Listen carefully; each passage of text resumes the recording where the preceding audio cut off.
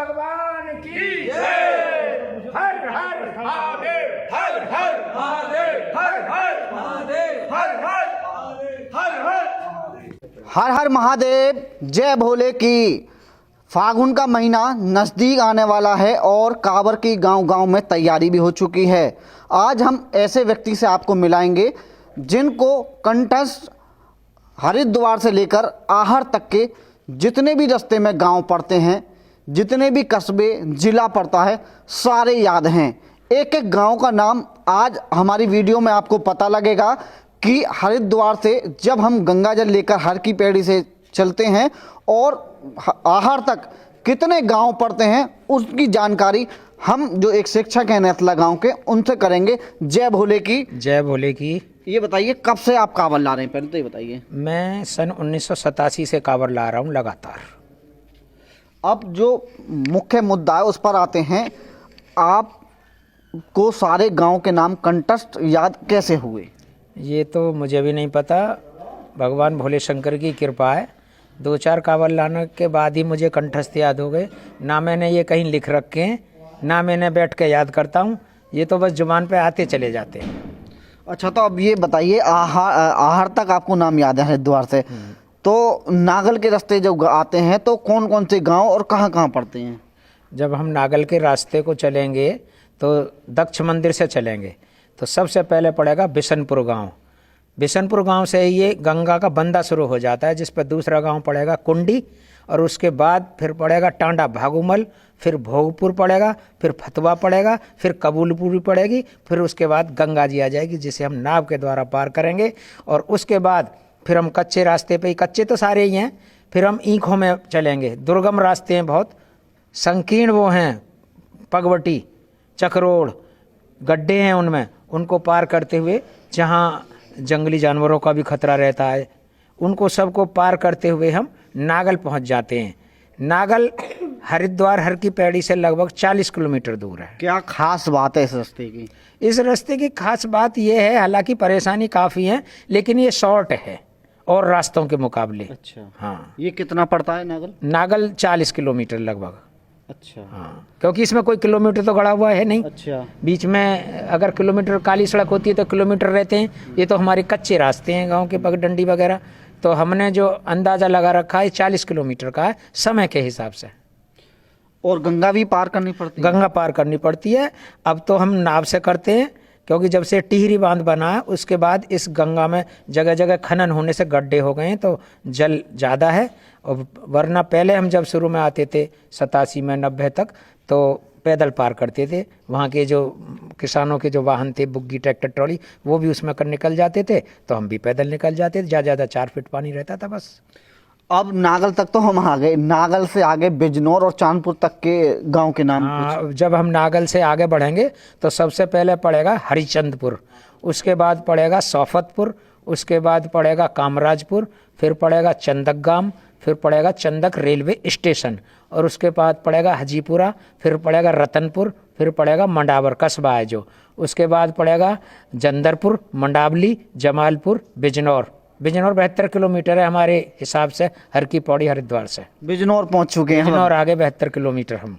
अब बिजनौर से जब आगे बढ़ेंगे तो पहला गांव पड़ेगा सिरदनी बांगर, उसके बाद पड़ेगा कामभोर, फिर पड़ेगा गंगदासपुर, फिर पड़ेगा चोइया नगली, फिर पड़ेगा फतेहपुर चौपला, फिर पड़ेगा झाल, उल्हेड़ा, हिमपुर, रावटी, तिगरी, रोनिया, स्याऊ, चांदपुर। 110 किलोमीटर आगे चांदपुर। हम 110 किलोमीटर सफर पूरा कर लिया हमने। कांवर, ये समझ लो हम कांवर लेके आ रहे हैं। में चल रहे हो हमारे साथ, जब हम नाम बोल रहे हैं तो सब सुन रहे हो। चांदपुर से जब हम आगे बढ़ेंगे तो पहला गांव पड़ेगा दरवाड़ा, दरवाड़ा के बाद फिर पड़ेगा बागड़पुर, फिर पड़ेगा बबनपुरा, फिर पड़ेगा रसूलपुर, फिर पड़ेगा चुचैला कला, फिर उसके बाद एक नहर आती है जिससे सभी लोग कांवड़ती भाई उसे उल्टी नहर के नाम से बोलते हैं, क्योंकि ये उत्तर से दक्षिण को जाती है, और ये तिगड़ी एक जगह है गांव गढ़ के किनारे, वहाँ ये गंगा में विलय हो जाती है।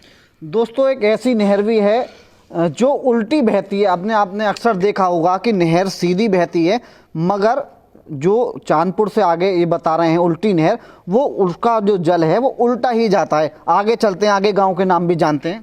चांदपुर उससे जब उल्टी नहर से आगे बढ़ेंगे तो पहली जगह पड़ेगी पत्थर कुटी, उसके बाद धनौरा मंडी, यानी कि हम प्रवेश कर गए अमरोहा जिले में, ज्योतिबा फुले नगर में।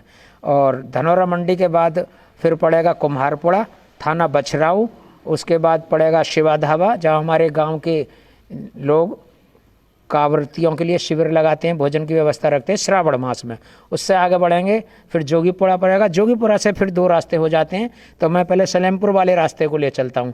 सलेमपुर पड़ेगा, सलेमपुर के बाद गजरौला पड़ेगा, कस्बा है पूरा। उसके बाद गजरौला के बाद गजरौला चौपला पड़ता है, जो हाईवे पे पड़ता है। कौन से हाईवे पर? लखनऊ हाईवे बोलते हैं उसके, जो मुरादाबाद जा रहा है। अच्छा, लखनऊ मुरादाबाद हाईवे। हाँ, मुरादाबाद वाला, दिल्ली मुरादाबाद, तो उस पर पड़ता है। उससे आगे फिर हम बढ़ते हैं हसनपुर की तरफ को। ये कौन से जिले में माने? नहीं, हसनपुर इसी में ही है, अभी तो अमरोहा में ही है, पुरानी तहसील है जो पहले मुरादाबाद में हुआ करती थी। हाँ, तो जब गजरौला चौपला से हम आगे बढ़ेंगे तो नर्सरी बहुत है, वहाँ पर नर्सरी आती है, गौरव नर्सरी एक जगह है जहाँ पर हम स्टे करते हैं अक्सर। उसके बाद आगे बढ़ेंगे तो सिरदनी, वो सिहाली जागीर, सिहाली जागीर के बाद मनोटा, और मनोटा के बाद हसनपुर। हसनपुर से जब आगे बढ़ेंगे तो पहला गांव पड़ेगा शाहपुर कला, शाहपुर कला से जब आगे बढ़ेंगे डगरौली, मंगरौली, मंगरौला, उसके बाद फिर दौलतपुर कुटी, दौलतपुर कुटी के बाद पड़ेगा हाकिमपुर, हाकिमपुर के बाद पड़ेगा हाकिमपुर, हाकिमपुर के बाद पड़ेगा फिर वो हाकिमपुर और बुरावली, सितावली, छपना। अब छपना से भी 2 रास्ते हो जाते हैं, लेकिन जिधर को हम अक्सर आते हैं उससे आगे बढ़ेंगे। उसके बाद पड़ेगा चंदनपुर चीनी मिल। अच्छा, चीनी मिल बहुत बड़ा, जो बहुत बड़ा चीनी मिल है, और ये त्रिवेणी ग्रुप का है। अच्छा अच्छा। हाँ, उससे आगे चंदनपुर गांव पड़ेगा, चंदनपुर गांव से देवरार गांव, देवरार गांव से गंगेश्वरी, गंगेश्वरी से फूलपुर, फूलपुर से पौरारा, पौरारा के बाद फिर गंगा जी के खादर में उतर जाते हैं, तो वहाँ से करीब 3 या 4 किलोमीटर आगे गंगा आ जाती है। गंगा को हम नाव के द्वारा पार करने के बाद में 3 ही किलोमीटर बाद अम्बकेश्वर मंदिर आहार आ जाता है। आहार पहुंच गए हम, आहार पहुंच गए। छपना से रास्ता होकर बिजनौर, नागल होते हुए एक रास्ता इधर से आता है नजीमाबाद से, उसकी भी कोई जानकारी है? हाँ, नजीमाबाद वाले की भी जानकारी है। जब सबसे पहले हम जब हर की पैड़ी से चलेंगे तो गंगा को चंडी का पुल बोलते हैं, उसे चंडी माँ के लिए जा रहा है, तो वो उस पुल को पार करते हैं हम। उसके बाद फिर आगे बढ़ते हैं तो सबसे पहले पड़ेगा 10 किलोमीटर पर श्यामपुर थाना, थाना श्यामपुर। एक मंदिर का जिक्र भी हुआ था। हाँ, मंदिर है एक बीच में जो पड़ता है, चंडी देवी के रास्तों के बाद एक मंदिर पड़ता है जिस पर हम लोग ज़्यादातर जल चढ़ाते हैं, और वो प्राचीन शिव मंदिर है। उसके बारे में ये कहा जाता है कि जब कभी शंकर भगवान जी की यहाँ बारात आई थी तो यहाँ जनवासा था। अच्छा। यानी कि सबसे पहले जहाँ बारात आके रुकती है उस जगह को जनवासा बोलते हैं। उसके बाद चढ़त शुरू होती है, जैसे बारातों में आजकल तो मैरिज होम में होती हैं, तो वो जनवासा था, तो वहीं पर मंदिर की स्थापना हो गई उसी समय से। उस पर हम जल चढ़ाते हैं, तब उसके बाद आगे की यात्रा हम प्रारंभ करते हैं। तो सबसे पहले श्यामपुर थाना पड़ता है, श्यामपुर थाने के बाद ये बनी क्षेत्र है, इसमें गाँव वाँव कम पड़ते हैं, होटल वगैरह पड़ते हैं। फिर चिड़ियापुर है, रेंज है एक, तो यहाँ पे होटल है। उससे आगे बढ़ते हैं, भागूवाला जगह पड़ती है, और भागूवाला से फिर मोटा महादेव है 7 किलोमीटर। मोटा महादेव एक प्राचीन शिव मंदिर है जहाँ पर काफ़ी लोग जल भी चढ़ाते हैं, और यहाँ पर कांवड़ियों के खाने ठहरने की व्यवस्था रहती है। उससे 5 किलोमीटर आगे फिर नजीमाबाद पड़ता है। अब हम नजीमाबाद आ गए, 52 किलोमीटर है नजीमाबाद। हरिद्वार से 52 किलोमीटर। हाँ, नजीमाबाद से फिर चलेंगे हम कोतवाली की तरफ को। ये 20 किलोमीटर का टुकड़ा है, नजीमाबाद से कोतवाली 20 किलोमीटर। अब इसके बीच में जो गांव पड़ते हैं वो फजलपुर है, गुनियापुर है, और गुनियापुर के बाद अकराबाद है, फिर आगे कोतवाली। कोतवाली से जब आगे को बढ़ेंगे तो एक प्रसिद्ध जगह है सरदारों की, वो उसका जगह का नाम है फुलसंदा। वहाँ पे उनका गुरुद्वारा जिस पे लिखी रहती है तू सच्चा तेरा नाम सच्चा, और वो लोग कांवड़ियों की बड़ी सेवा करते हैं, और वो प्रसाद में जो देते हैं वो कड़ी चावल खिलाते हैं सबको। उससे हम आगे बढ़ते हैं, फिर नेहटौर आ जाता है। नेहटौर से फिर हम चांदपुर की तरफ बढ़ते हैं। ये भी टुकड़ा 20 किलोमीटर का है, जिसमें पहले सिद्धिदी नगर आता है, फिर मीमला आता है, फिर पैंजनिया आती है, फिर गावड़ी करणपुर आता है, फिर बाबरपुर आता है, फिर चांदपुर आ गई, फिर चांदपुर घूमे। चांदपुर संगम है, 100 किलोमीटर का सफर। फिर 110 किलोमीटर आ गए तो नागल वाला रास्ता भी यहीं मिलता है आके, और नजीमाबाद वाला भी।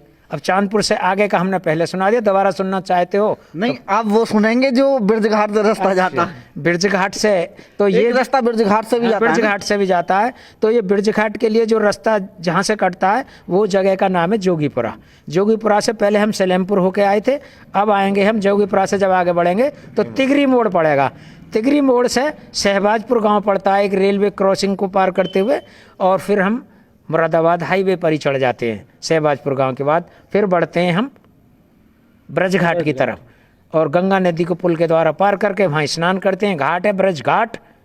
उसके बाद आगे बढ़ते हैं। उसके बाद फिर हम गौशाला पड़ती है एक जगह, गौशाला के बाद आलमनगर, आलमनगर के बाद शेरपुर, शेरपुर के बाद सुलेला, सुलेला के बाद बुकलाना, बुकलाना के बाद घुंघरावली, घुंघरावली के बाद मवई, मवई के बाद गिजरौला, गिजरौला के बाद थाना, थाना के बाद चांसी स्कूल आता है एक, चांसी स्कूल के बाद नौरंगाबाद, और नौरंगाबाद से 2 किलोमीटर आगे भोले बाबा का मंदिर, अम्बकेश्वर महादेव मंदिर आ जाता है। फिर हम पहुंच गए भोले बाबा के मंदिर, और फिर चढ़ा देंगे जल भगवान जी के मंदिर में। बोल शंकर भगवान की जय। गुरुजी एक बात बताइए, कंठस्थ कैसे याद हो गया आप? ये सब भोले बाबा की कृपा है, मेरा इसमें कुछ नहीं है, ना मैंने कहीं लिखे, ना मैं इन्हें बैठ के कभी याद करता। ये तो मुझे मतलब हर समय याद रहते हैं। ये नहीं है कि कांवर आई जब याद होंगे, कांवर आओ कभी लाओ कभी सुनो, हमेशा याद रहते हैं। और ना मैं इन्हें याद करने की कोशिश करता हूँ, एक साथ चले आते हैं। गुरुजी गांव तो वो होंगे जो सारे रोड पर पड़ते होंगे? सारे रोड पर हैं ये गांव, सारे रोड पर। हाँ, जिनमें हम कभी रुक भी जाते हैं, कहीं जल पीते हैं, कहीं शौच क्रिया करते हैं, कहीं नहाते हैं। तो सारे गांव कंठस्थ याद हैं। सारे गांवों के बारे में ये भी पता है ज़्यादातर कि इसमें कैसे लोग रहते हैं, अच्छा। किस जाति के हैं, किस समुदाय के हैं। अच्छा अच्छा, हाँ। जो आहार से हरिद्वार तक है। हाँ। कुछ गांव ऐसे बताइए जिनमें अलग अलग लोग रहते हैं। नहीं, ऐसे कई गांव हैं, जैसे चुचेला कलाई है, उसमें वो मुस्लिम समुदाय के लोग ज़्यादा रहते हैं। अब हसनपुर पड़ता है, हालांकि उसमें वैसे भी हैं, हिंदू भी हैं, लेकिन मुस्लिम क्षेत्र है। चांदपुर पड़ता है जैसे, उसमें भी मुस्लिम है। बिजनौर, उसमें दोनों ही हैं। और धनौरा मंडी जो पड़ता है उसमें ज़्यादातर हिंदू लोग हैं। तो हमें सभी तरह के लोग मतलब गांव मिलते हैं, सभी समुदायों के, लेकिन सबका प्यार मिलता है। कोई हमसे बैरभाव नहीं रखता है, सभी हमारा सहयोग करते हैं। मुस्लिम भाई भी खूब कांवर यात्रा में सहयोग करते हैं, कहीं कोई आज तक ऐसी घटना नहीं हुई है। गुरुजी कांवर आप कब से ला रहे हो, तो मैं चाहूँगा 1-2 पहेली कोई याद हो तो। हाँ, पहेली भगवान की कृपा से याद है, उन्हें अभी भी मैं कभी याद नहीं करता हूँ तो याद ही रहती हैं। जैसे शिव समान दाता नहीं, विपत विवारणहार, और लाज हमारी राखियो वर्धा के असबार।